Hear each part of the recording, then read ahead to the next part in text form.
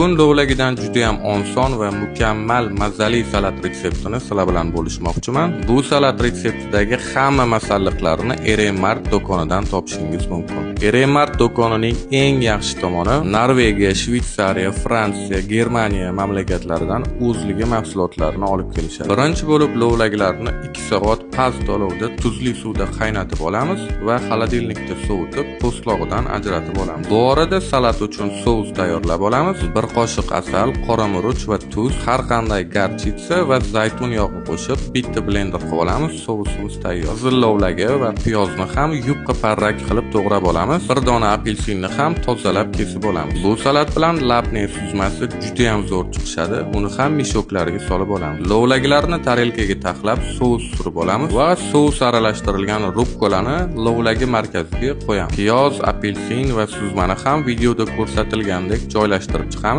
Eng oxirida tozalangan pista, qovoq urug'i, kunjut va zig'ir urug'larini sepib chiqamiz. Bu salatni tayyorlab ko'ring. Juda ham mukammal salat.